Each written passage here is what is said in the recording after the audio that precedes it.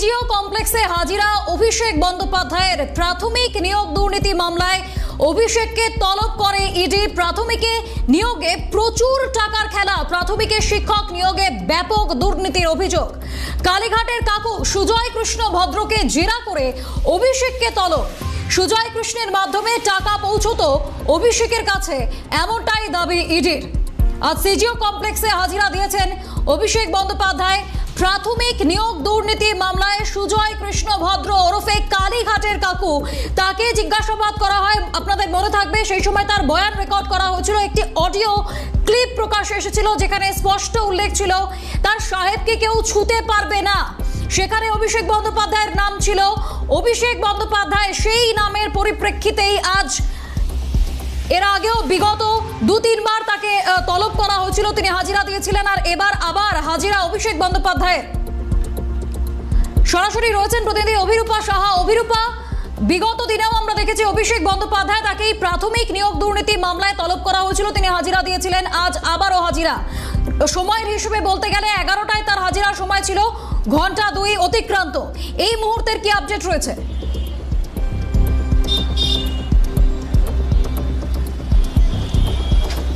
দেখো, নির্ধারিত সময়ের বেশ কিছুটা আগেই অভিষেক বন্দ্যোপাধ্যায় পৌঁছে যান আজকে ইডি দপ্তর অর্থাৎ সিজিও কমপ্লেক্সে, এবং প্রায় কয়েক ঘন্টা অতিক্রান্ত, যেটা আমরা ইডি সূত্রে জানতে পারছি যে অভিষেক বন্দ্যোপাধ্যায়ের বয়ান রেকর্ড করছেন তদন্তকারী আধিকারিকেরা। তোমার মনে থাকবে কি কাণ্ডে অভিষেক বন্দ্যোপাধ্যায়কে আজকে ডেকে পাঠিয়েছে, তা হলো প্রাথমিকের শিক্ষক নিয়োগ দুর্নীতি কাণ্ড।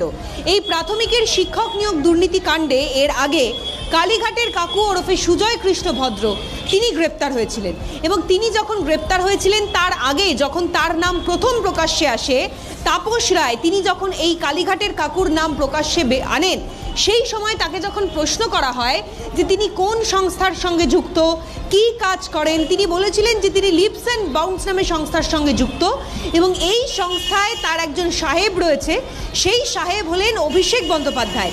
এবং তিনি এও বলেছিলেন যে পৃথিবীর কোনো শক্তির ক্ষমতা নেই তার সাহেব অবধি রিচ করবে, অর্থাৎ অভিষেক বন্দ্যোপাধ্যায় অবধি রিচ করবে। সেই কালীঘাটের কাকু ওরফে সুজয় কৃষ্ণ ভদ্রকে পরবর্তীকালে কেন্দ্রীয় তদন্তকারী সংস্থা গ্রেপ্তার করে, এবং তারপরে তার কাছ থেকে একের পর এক চাঞ্চল্যকর তথ্য তদন্তকারী আধিকারিকরা হাতে পান। কি সেই তথ্য? সেই তথ্যে অডিও রেকর্ডিং ছিল। সেই অডিও রেকর্ডিংয়ে ইডি এবং সিবিআই, মূলত সিবিআই যে সাপ্লিমেন্টারি তৃতীয় চার্জশিট গত বছর জমা দিয়েছিল, সেখানে তারা উল্লেখ করেছিলেন যে একটি অডিও রেকর্ড প্রকাশ্যে এসেছে। সেই অডিও রেকর্ডে শুনতে পাওয়া যাচ্ছে যে পার্থ চট্টোপাধ্যায় এবং অভিষেক বন্দ্যোপাধ্যায়, অর্থাৎ তৎকালীন শিক্ষামন্ত্রী পার্থ চট্টোপাধ্যায়ের সঙ্গে অভিষেক বন্দ্যোপাধ্যায়ের টাকা দেওয়া নেওয়া রফা সূত্র নিয়ে একটা গন্ডগোল বাঁধে।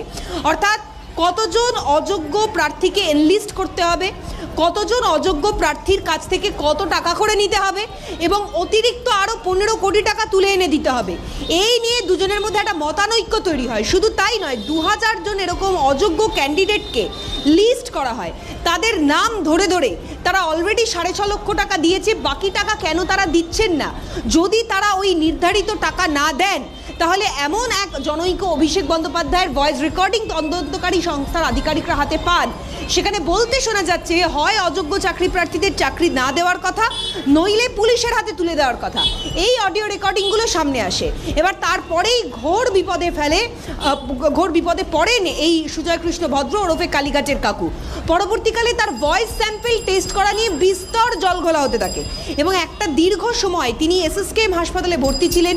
সেই সময় তার ভয়েস স্যাম্পল টেস্ট করতে পারবে কিনা আদৌ কেন্দ্রীয় তদন্তকারী সংস্থা, তা নিয়েও একটা চরম চড়াই উতরাই চলতে থাকে। অবশেষে আপাততভাবে এই কালীঘাটের কাকু সুজয় কৃষ্ণ ভদ্র তিনি জামিনে ছাড়া পেয়েছেন, কিন্তু প্রাথমিক শিক্ষক নিয়োগ দুর্নীতি মামলায় অভিষেক বন্দ্যোপাধ্যায়কে রাজ্যে পালা বদলের পর ফের ডেকে পাঠিয়েছে কেন্দ্রীয় তদন্তকারী সংস্থা এনফোর্সমেন্ট ডিরেক্টরেট। মূলত মনে করা হচ্ছে 100 কোটিরও বেশি লেনদেন হয়েছে বেআইনিভাবে। বহু অযোগ্য চাকরি প্রার্থী যাদেরকে ঘুষের বিনিময়ে চাকরি দেওয়া হয়েছে। শুধু তাই নয়, এমন উঠে আসে এক বিশেষ নাম, কালীঘাটের কাকু। কালীঘাটের কাকু ওরফে সুজয় কৃষ্ণ ভদ্রকে জিজ্ঞাসাবাদের পর গ্রেফতার করা হয়। এরপরেই জিজ্ঞাসাবাদে নাম জড়ায় এক সাহেবের। সংবাদ মাধ্যমকে দেওয়া সাক্ষাৎকারে সুজয় কৃষ্ণ ভদ্রের দাবি ছিল, আমার সাহেবকে কেউ ছুঁতে পারবে না। সোমবার প্রাথমিক নিয়োগ দুর্নীতিতে অভিষেককে হাজিরা দিতে হয় ইডি দফতরে। এখন দেখার সাহেবকে ছুঁতে পারে কিনা কেন্দ্রীয় এজেন্সি। এই মুহূর্তে নিউজরুম থেকে সরাসরি রয়েছেন এডিটর ভাস্কর দত্ত। ভাস্কর দা, সুজয় কৃষ্ণ ভদ্র, তিনি ওরফে কালীঘাটের কাকু, তিনি কিন্তু খুব ভালোভাবে বলেছিলেন যে পৃথিবীর কোনো শক্তি নেই যে তার সাহেবকে ছুঁতে পারবে না। তাহলে তো এইবার অভিষেক বন্দ্যোপাধ্যায় তাকে হাজিরা দিতে হলো, তাহলে কি কেন্দ্রীয় এজেন্সি এবার ছুঁতে পারবে তাকে? দেখো বৃষ্টি, প্রথমেই বলবো যে সুজয় কৃষ্ণ ভদ্র ওরফে কোট কালীঘাটের কাকু, তিনি যে সাহেবের কথা বলেছিলেন সেই সাহেব অভিষেক বন্দ্যোপাধ্যায় কিনা সেটা তদন্তকারী অফিসাররা সিদ্ধান্ত নেবে। কিন্তু ঘটনা হচ্ছে যে তথ্য আমাদের কাছে আসছে যে এই সুজয় কৃষ্ণ ভদ্র ওই লিপস অ্যান্ড বাউন্স যে কোম্পানি, সেই কোম্পানির সঙ্গে ওতপ্রোতভাবে যুক্ত ছিলেন এবং একটু আগেই অভিরূপা সাহা যে তথ্য তুলে ধরছিলেন, আমি যদি ভুল না করি যে এই অভিরূপা সাহাই সবার প্রথম আমরা এই কালীঘাটের কাকুকে খুঁজে বের করেছিলাম এবং এই অভিরূপা সাহাই প্রথম গিয়ে এই কালীঘাটের কাকু ওরফে সুজয় কৃষ্ণ ভদ্রের প্রথম ইন্টারভিউটা নিয়েছিল এবং সেখানে তিনি কি বলেছিলেন সেটাও আমরা একটু আগেও শুনিয়েছি। কিন্তু ঘটনা হচ্ছে যে এই সুজয় কৃষ্ণ ভদ্রকে যখন সিবিআই জেরা করে, সেই জেরাতে কিন্তু এক জনৈক অভিষেকের নাম উঠে আসে। এবার সেই অভিষেক বন্দ্যোপাধ্যায় এই তৃণমূল কংগ্রেসের সাধারণ সম্পাদক অভিষেক বন্দ্যোপাধ্যায় কিনা সেটা অবশ্য তদন্তকারী অফিসাররা খতিয়ে দেখবেন এবং মূলত সেইটা খতিয়ে দেখার জন্যই কিন্তু আজকে আরও এই তলব করা হয়েছে।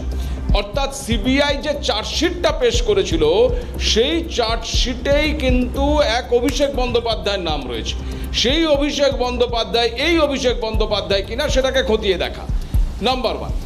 নাম্বার 2 হচ্ছে ওই চার্জশিটে কিন্তু এক নয় একাধিক বিষয় রয়েছে। আমি একটু এক এক করে তোমাকে বলার চেষ্টা করব যে ওই চার্জশিটে কি ভয়ঙ্কর চাঞ্চল্যকর যে অভিযোগগুলো ছিল তার মধ্যে উল্লেখযোগ্য হচ্ছে এই সুজয় কৃষ্ণ ভদ্রের বাড়িতে বৈঠক হয়েছিল। সেই বৈঠকে হাজির ছিল কে না কুন্তল ঘোষ, শান্তনু, এরা সব হাজির ছিল।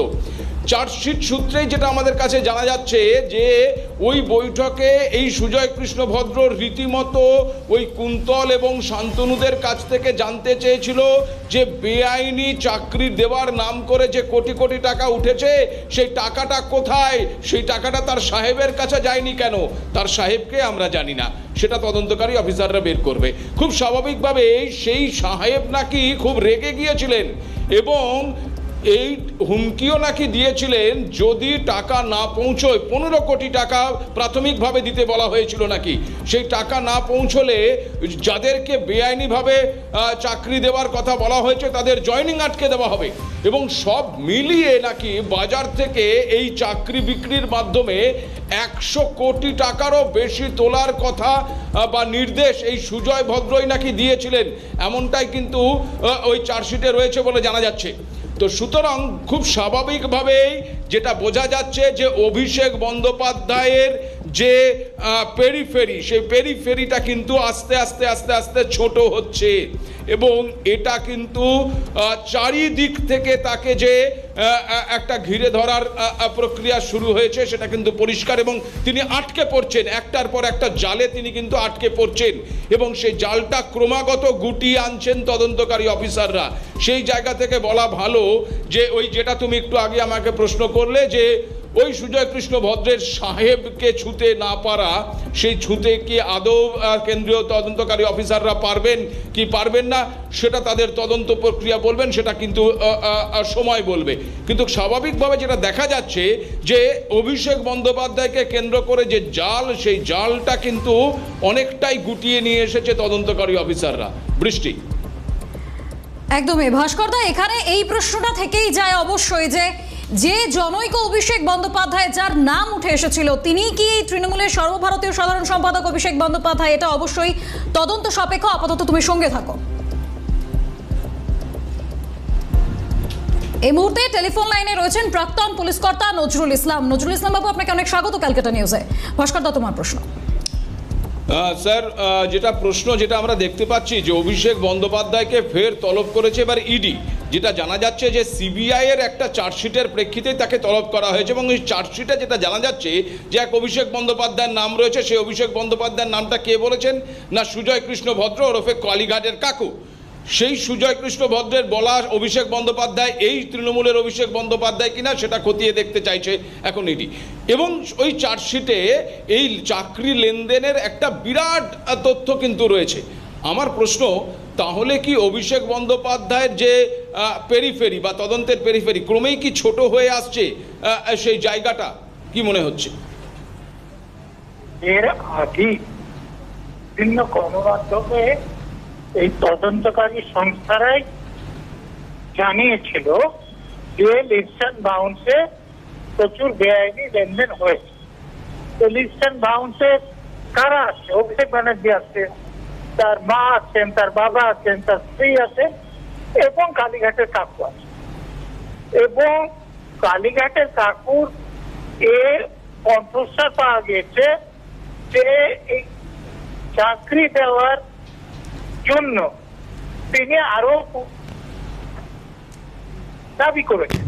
এবং যখন বলা হয়েছে যে প্রার্থীরা আরো 4.5 লক্ষ টাকা দিয়েছে, আরো টাকা দিতে পারবে না, তখন বলেছে তাদেরকে চাকরি থেকে ছাড়িয়ে দেওয়ার দরকার, অ্যারেস্ট করা হোক, তাহলে বহুদূরে পোস্টিং দেওয়া হোক। অতএব অভিষেক ব্যানার্জি যে নিয়োগ দুর্নীতি জড়িত, অভিষেক ব্যানার্জি যে লিস্ট অ্যান্ড বাউন্সের বেআইনি লেনদেনে জড়িত, এটা অনেক আগে থেকে জানা। এখন তদন্তকারী সংস্থার লোকেরা তো কালীঘাটের কাকু কণ্ঠস্বরও জোগাড় করেছিলেন এবং সেটা নিশ্চয় পরীক্ষার রিপোর্ট পাওয়া যায়। তাহলে এখন যেটা দরকার সেটা প্রমাণগুলো ভালোভাবে পাঠিয়ে অভিষেক ব্যানার্জিকে সেই প্রমাণ সমেত কোর্টে তোলা, যাতে তার বিচার হয়। বলুন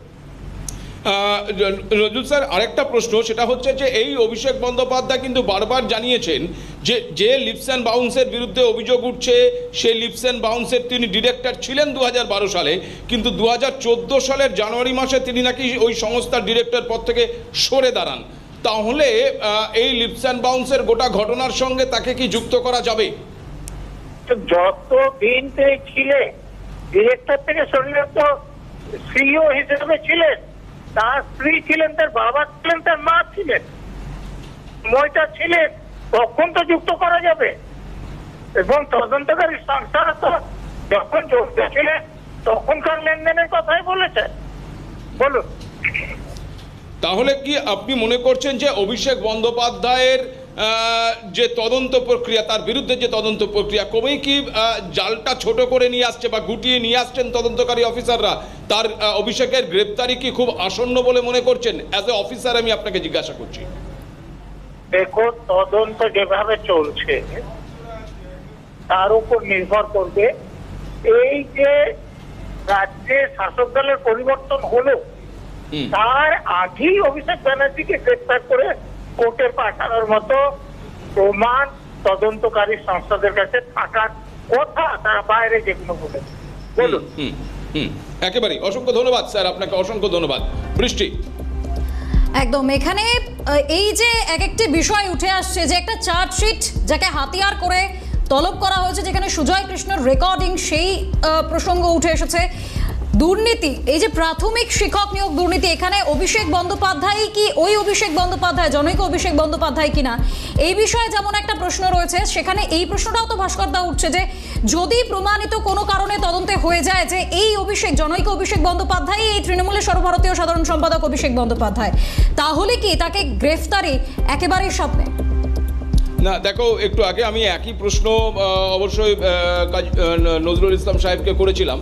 তো নজরুল ইসলাম সাহেব যেটা পরিষ্কার বলছেন যে তদন্তকারী অফিসারদের কাছে কিন্তু এর আগেই প্রচুর কিছু তথ্য রয়েছে এবং তথ্য এবং প্রমাণ রয়েছে, এবং সেই তথ্য প্রমাণগুলোকে এখন একটা সুতোতে বাঁধতে হবে, মানে একটা ওই মালা গাঁথার মতন এই প্রত্যেকটা সূত্রকে একটা সুতোতে গাঁথতে হবে, প্রত্যেকটা তথ্যকে। এবং এই মালা গাঁথাটা হয়ে গেলেই কিন্তু তদন্তকারীদের হাত কিন্তু পৌঁছে যাবে একেবারে শান্তিনিকেতনে বা অভিষেক বন্দ্যোপাধ্যায়ের কাছে, এটুকু পরিষ্কার। কিন্তু যতক্ষণ না পর্যন্ত এটা তারা করে উঠতে পারছেন, ততক্ষণ পর্যন্ত কিন্তু এটা আমাকে সময়ের ওপরেই ছাড়তে হবে যে আদৌ তিনি গ্রেপ্তার হবেন কি হবেন না, এটা নিয়ে একটা প্রশ্নচিহ্ন কিন্তু থেকে যাচ্ছে। বৃষ্টি, একদমই পুরোটাই সময়ের অপেক্ষা। তবে ইতিমধ্যেই অভিষেক বন্দ্যোপাধ্যায় তিনি ইডি দপ্তরে হাজিরা দিয়েছেন, এখনো পর্যন্ত তার জিজ্ঞাসাবাদ পর্ব চলছে। আমরা এই খবরেই ফিরবো। ভাস্করদার সঙ্গে থাকো, তবে ছোট্ট একটা বিরতি নেব, খুব চলতে বিরতিটা নেব, তারপরেই ফিরছে এই খবরে। সিবিআই এর চার্জশিটে একাধিক চাঞ্চল্যকর তথ্য উঠে এসেছিল। সুজয় কৃষ্ণ ভদ্রের বাড়িতে একটি বৈঠক হয়েছিল, সেখানে হাজির ছিলেন কুন্তল ঘোষ এবং শান্তনু বন্দ্যোপাধ্যায়। সেই বৈঠকে আলোচনার বিষয় উল্লেখ রয়েছে চার্জশিটে। টাকার লেনদেন নিয়ে সুজয়ের সাথে সেখানে কুন্তল এবং শান্তনুর মধ্যে আলোচনা হয়েছিল। এই নিয়ে আমরা একটু আগেও আলোচনা করলাম। এই মুহূর্তে নিউজ রুম থেকে রয়েছেন এডিটর ভাস্কর দত্ত। ভাস্কর দা, এই যে বিষয়টা, এই যে গোটা বিষয়টা যেখানে আলোচনা হয়েছে, সেই নিয়ে আমরা প্রতিক্রিয়া নেব। এই মুহূর্তে আমাদের সঙ্গে টেলিফোন লাইনে রয়েছেন রাজনৈতিক বিশ্লেষক ঝন্টু বড়াইক। ঝন্টুবাবু, আপনাকে অনেক স্বাগত ক্যালকাটা নিউজে। আর ভাস্কর দা, তোমার প্রশ্ন। জটুদা, যেভাবে আজকে ইডির তরফ থেকে অভিষেক বন্দ্যোপাধ্যায়কে তলব করা হয়েছে প্রাথমিক নিয়োগ দুর্নীতিতে, এবং যে চার্জশিটের ভিত্তিতে বা সিবিআই চার্জশিটের ভিত্তিতে সেখানে এক অভিষেক বন্দ্যোপাধ্যায়ের নাম রয়েছে, সেই অভিষেক বন্দ্যোপাধ্যায় এই অভিষেক বন্দ্যোপাধ্যায় কিনা সেটা একটা খতিয়ে দেখার ব্যাপার রয়েছে। তার কারণ সুজয় কৃষ্ণ ভদ্রের গলা থেকেই বা মুখ থেকেই এই অভিষেক বন্দ্যোপাধ্যায়ের নামটা বেরিয়ে এসেছিল, এবং তিনি আবার একটা সময় এটাও বলেছিলেন যে কারোর ক্ষমতা নেই আমার সাহেবকে ধরবেন, সেই সাহেব এই অভিষেক বন্দ্যোপাধ্যায় কিনা আমাদের জানা নেই। তো আজকের এই আসপেক্টে দাঁড়িয়ে প্রাথমিক নিয়োগ যে দুর্নীতি, সেই দুর্নীতির তদন্তে আপনার কি মনে হচ্ছে যে তদন্তকারী অফিসাররা জালটা অনেকটা গুটিয়ে নিয়ে আসছে? দেখুন, এই জালটা কিন্তু বিগত সরকারের সময় কালীঘাটের কাকুর কোকিলকণ্ঠ যখন বারবার এলানোর জন্য তদবির চলছিল, তখন রাজ্য সরকারের অসহযোগিতায় আটকে ছিল। কিন্তু কাজটা সেই সময় 92% করা ছিল। এবং আপনি যেটা বলছিলেন আমার সাহেব অব্দি পৌঁছতে পারবে না, এত কিছুর পরেও কিন্তু কালীঘাটের কাকুর স্যাম্পলটা ম্যাচ করানো সম্ভব হয়েছিল ওই সময়। সেটা রিপোর্ট কোনো কারণে বেরোয়নি, রক্ষা কবচ দিয়েছিল। আমি আপনাকে বলছি, প্রাথমিক দুর্নীতির টাকা লিফট বাউন্সে সাইফুন হয়েছে, এই তথ্যটা কিন্তু জাস্টিস সিনহার এজলাসে যখন কল করা হয়, তিনি তৎকালীন ইডি আধিকারিককে পরিবর্তন করে ভর্ৎসনা করেছিল এবং পরিষ্কার বলা হয়েছিল অভিষেককে, স্পেসিফিক অভিষেকের অ্যাড্রেস কি, এইটা কিন্তু তখন প্রাইমা ফেসিতে কিন্তু জাস্টিস অমৃতা সিনহা তুলেছিল। এবং আপনাকে বলছি যে এই জনৈক অভিষেক কি এই সাংসদ অভিষেক, সেটার মর্মে তাকে যখন কল করা হয় ইডি অফিসারকে, তারা কিন্তু হরিশ চ্যাটার্জি রোডের অ্যাড্রেসটা দিয়ে প্রাথমিকভাবে বুঝিয়ে দিয়েছিল তিনি সাংসদ, তৃণমূলের তথাকথিত সর্বভারতীয় সভাপতি অভিষেক বন্দ্যোপাধ্যায়। এবং তার পরবর্তীকালে তার সম্পত্তির খতিয়ান চেয়ে পাঠিয়েছিল জাস্টিস সিনহা, সেখানে 7,000 পেজের মতন সম্পত্তির হিসাবও কিন্তু দাখিল করেছিলেন। এই অবধি হয়ে আছে। অর্থাৎ সম্পূর্ণটা যদি ধরা যায়, এখানে নিয়োগ দুর্নীতির টাকা সাইফুনিং এ একটা সেন্ট কোম্পানি, যার নাম লিফট বাউন্স, তাতে সাইফুন হওয়ার ক্ষেত্রে অভিষেক কিন্তু বিগত সরকারে থাকাকালীনই কিন্তু ফেঁসে গেছিলেন এবং বৃত্তটা গুটিয়ে আনা হয়েছিল। বিভিন্ন প্রভাব, তারপরে রক্ষা কবচ, ভারতবর্ষের সংবিধান, আইন আদালত, অনেক কিছু আছে যেখানে অনেক সময় আমরা এগোতে পারি না, প্রভাবশালী একটা পার্ট থাকে, তাদের একটা ভূমিকা থাকে। মানে এই জায়গায় দাঁড়িয়ে অভিষেকের কিন্তু এই যাত্রা বেরোনো খুব কঠিন, কারণ ভয়েস স্যাম্পল তার বিরুদ্ধে চলে যাবে, এটা একদম ক্লিয়ার। দ্বিতীয় হচ্ছে তার যে বিভিন্ন এভিডেন্স লিফট বাউন্সের, আপনি খেয়াল করুন লিফট বাউন্সের তিনি সিও, অর্থাৎ কোম্পানি অ্যাক্ট অনুযায়ী কি ম্যানেজিয়াল পার্সন হচ্ছে সিও, এবং কোম্পানি অ্যাক্টের 2 নম্বর ধারা অনুযায়ী তিনি যেহেতু ভাইটাল রোল প্লে করেন, মানে এই কোম্পানি যদি দুঃখের ট্রানজাকশন করে, তাহলে কি ম্যানেজিয়াল পার্সন হিসেবে সিও কিন্তু নট রেসপন্সিবল থাকে। সেই কারণে প্রাক্তন সিও কালীঘাটের কাকু জেলে ছিল। পরবর্তী সিও 3 বার সংসদ নির্বাচনে হলফনামায় নিজের সিও যে সেটা দেয়নি, অর্থাৎ অফিস অফ দ্য ট্রাফিক, এই আইনে 2000 সালে সুপ্রিম কোর্টের সাথে বদলেই যে কেসটা হয়েছিল, সেখানে কিন্তু মাননীয় সুপ্রিম কোর্ট অর্ডার ইস্যু করেছিল যে যারা জনপ্রতিনিধি তারা কোনো ভোটে দাঁড়ানোর সময় হলফনামা করে জানাতে হবে তারা কোনো প্রফিট মেকিং কোম্পানির সাথে যুক্ত নয়, অর্থাৎ অফিস অফ দ্য প্রফিট। এটা স্বার্থের কনফ্লিক্ট কিন্তু হয়েছে এবং তিনি জানাননি যে তিনি একটা কোম্পানি ছিল, মানে এই জায়গাতেও তার সংসদ পদটা কিন্তু ওই কারণে খারিজ হয়ে যাবে। অর্থাৎ সার্বিকভাবে তিনি জাল সই কেলেঙ্কারিতে 363 এবং 366 বিএনএস-এ ধারা 445-এ তার যেমন সংসদ পদ খারিজ হওয়ার সম্ভাবনা আমরা দেখছি, প্রমাণিত হলে লিফট বাউন্সে অফিস অফ দ্য প্রফিটে না জানিয়ে ভোটে দাঁড়ানোর জন্য তার সংসদ পদ বাতিল হবে, এটা যেমন ঠিক জনপ্রতিনিধিত্ব আইন 1950 সালের। এবং আজকে টাকা সাইফুনিং এর জন্য ইডি কিন্তু ফৌজদারি মামলা করেনি, এটা মানি পিএলএমে একটা মামলা হয়েছে। অর্থাৎ মানি জেলটা যদি স্ট্যাম্প করে যায় যে চাকরি চুরি, গরু চুরি, বালু চুরি, কয়লা চুরির টাকা সাইফুন হয়েছে বিদেশে চলে গেছে লিফট বাউন্সের মাধ্যমে, তাহলে কিন্তু অভিষেকের সেই ধারায় যে মামলাটা হবে সেটা কিন্তু ফৌজদারি নয়, মানি লন্ডারিং কেস, সেটাতে তিনি বেরোতে পারবেন না, সেটা ভয়ানক। অর্থাৎ চারিদিকে একটা কিন্তু চক্রব্যূহে তিনি আটকে গেছেন। একেবারে অসংখ্য ধন্যবাদ ঝন্টুদা আপনাকে আমাদের সময় দেওয়ার জন্য। আমাদের সঙ্গে টেলিফোনে এই মুহূর্তে রয়েছেন প্রাক্তন পুলিশ কর্তা অরিন্দম আচার্য। অরিন্দম দা, আমি আপনাকে পরিষ্কার একটা কথা জিজ্ঞাসা করতে চাইছি যে অভিষেক বন্দ্যোপাধ্যায়কে কেন্দ্র করে যে তদন্তের জাল বিস্তৃত হয়েছে, সেই তদন্তের জাল কি ধীরে ধীরে গুটিয়ে নিয়ে আসছে তদন্তকারীরা এবং অভিষেক বন্দ্যোপাধ্যায়ের গ্রেপ্তারির সম্ভাবনা কি অত্যন্ত কাছে চলে আসছে, কি মনে করছেন? দেখুন, সাধারণ মানুষের যে একটা বিস্ময়কর প্রশ্ন যে তার মানে রাজ্য যদি পরিবর্তন না হয়, প্রশাসন যদি পরিবর্তন না হয়, তাহলে এই সমস্ত অ্যাকিউজদের কোনো বিচারও হবে না, ধরাও পড়বে না। কেন আজকে আপনাকে এই কথা বলছি? আপনাদের মনে আছে বোধহয় এই কাকু যার সম্বন্ধে আজকে বলছেন প্রথম অ্যারেস্ট হয়েছিল 30/5/2023-এ। কতদিন ছিল? 59 ডেজ। আপনি জানেন যে আইনে রয়েছে, ইডিতে যে আইন রয়েছে তাতে যে 60 ডেজের মধ্যে চার্জশিট দিতে হয়। 59 ডেজের চার্জশিট দিয়েছে। আচ্ছা, নিয়োগ দুর্নীতিতে কারা কারা অ্যারেস্ট হয়েছিল আমার আজও মনে আছে? তাপস মণ্ডল, আচ্ছা গোপাল দলপতি, মানিক ভট্টাচার্য, কুন্তল ঘোষ, শান্তনু ব্যানার্জি, অয়নশীল। আপনি আমাকে বলুন তো, এই যে কাকুর ভয়েস কলটা নিয়ে যে এত নাটক হলো, এত কিছু হলো, পরবর্তীকালে আমরা দেখতে পারলাম যে এই কাকুর ভয়েসের মধ্যে যেটা পাওয়া গেছে সেখানে একেবারে স্পষ্ট প্রমাণিত হয়েছে লিপস এন্ড বাউন্স, এবং সমস্ত তথ্য দিয়ে জানা যাচ্ছে যে লিপস এন্ড বাউন্সের মধ্যে প্রচুর সম্পত্তি আজকে কনফিসকেটেড করা হয়েছে, টাকা কনফিসকেটেড করা হয়েছে, এবং হাইকোর্টে যে রিপোর্ট দিয়েছিল সেখানে স্পষ্ট অভিষেক বন্দ্যোপাধ্যায়ের নাম রয়েছে।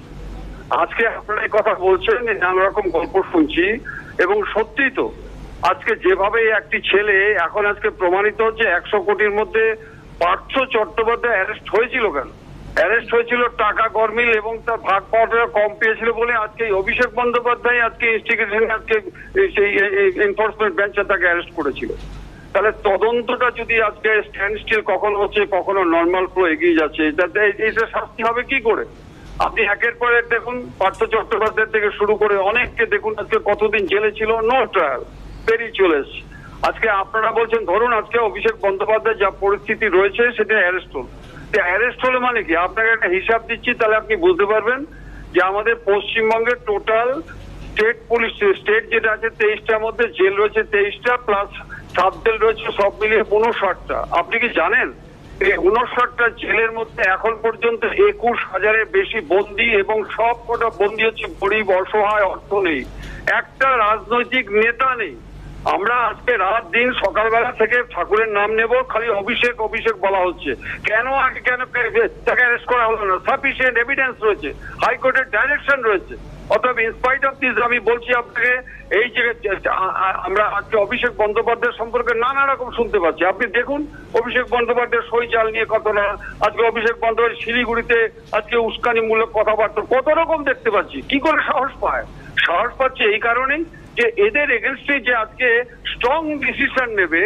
আর চোর চুরি করেছে প্রমাণিত, এটাও সত্যি, চোরের মাল উদ্ধার করা হচ্ছে, কনফিসকেটেড করা হচ্ছে, কিন্তু চোর ধরা পড়ছে না। এটা হাস্যাস্পদ না? আজকে রাস্তাঘাটে যে মানুষ বলছে এই সমস্ত তদন্তগুলো শুধুমাত্র আপনার আমার জন্য, রাজনৈতিক নেতা, বিত্তশালী নেতার যে কিছুই হচ্ছে না, আজকে অভিষেক বন্দ্যোপাধ্যায়ের এগেনস্টে লিপস এন্ড বাউন্সের যে তথ্য পাওয়া গেছে কাকুর থ্রু দিয়ে, ভয়েস কল পাওয়া গেছে, এরপরে আর কোনো প্রশ্ন থাকতে পারে?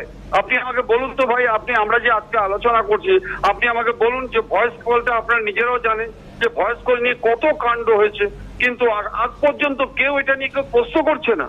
একের পর এক আজকে নানা রকম আলোচনা হচ্ছে, কিন্তু আমি আপনাকে বলছি ভয়েস কল যেটা নিয়ে পাওয়া গেছে একেবারে সত্য ঘটনা, এবং এটা নিয়ে যদি আজকে normal flow of investigation stand still হলো কেন, সেই সময় কেন হলো 2019-20 থেকে তো শুরু করছে।